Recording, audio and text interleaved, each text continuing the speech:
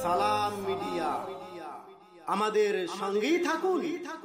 আসসালামু আলাইকুম রহমতুল্লাহি ওয়া বারাকাতুহু।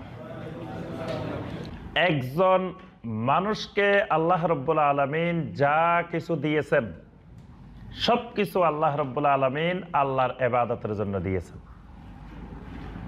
একজন মানুষকে আল্লাহ রব্বুল আলামিন যা কিছু দিয়েছেন সব কিছুই আল্লাহর ইবাদতের জন্যই দিয়েছেন।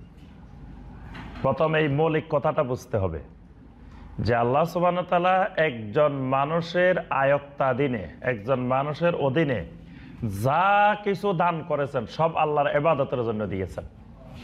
কারণ আল্লাহ রাব্বুল আলামিন মানুষকে সৃষ্টি করেছেন আল্লাহর ইবাদতের জন্য। ইবাদতের জন্য যা যা দরকার আল্লাহ মানুষকে তা তা দিয়েছেন।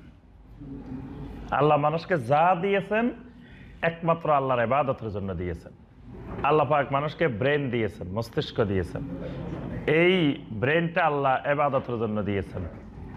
আল্লাহ পাক মানুষের একটা শরীর, এই শরীরে কত রকমের উপাদান, কত রকমের আল্লাহ পাক অঙ্গ প্রত্যঙ্গ দিয়েছেন, এই সবগুলা দিয়েছেন একমাত্র আল্লাহর ইবাদতের জন্য, গোলামের জন্য। আল্লাহ পাক মানুষের হাতে টাকা পয়সা দেন, এই টাকা পয়সাগুলো আল্লাহর ইবাদতের জন্য, আল্লাহর গোলামের জন্য দেন। আল্লাহ পাক মানুষকে কিছু ক্ষমতা দেন, পাওয়ার দেন, এটা আল্লাহর ইবাদতের জন্য দেন।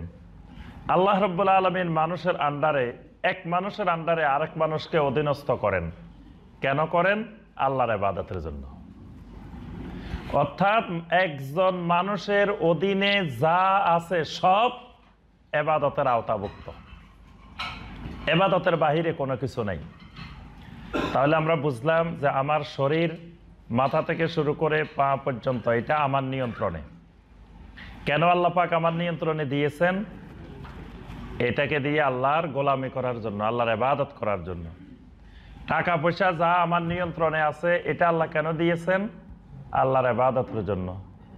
আমার অধীনে আমার স্ত্রী, ছেলে মেয়ে, পরিবার পরিজন, তারপরে স্থানীয় অন্যান্য মানুষ যাদেরকে অধীনস্থ করেছেন, এদেরকে কেন আল্লাহ আমার অধীনস্থ করলেন? আল্লাহর ইবাদতের জন্য, আল্লাহর গোলামির জন্য। তাহলে এই যত অধীনস্থ আমার আওতাধীন যা আছে এসব কিছু ইবাদতের মাধ্যম, ইবাদতের উপাদান।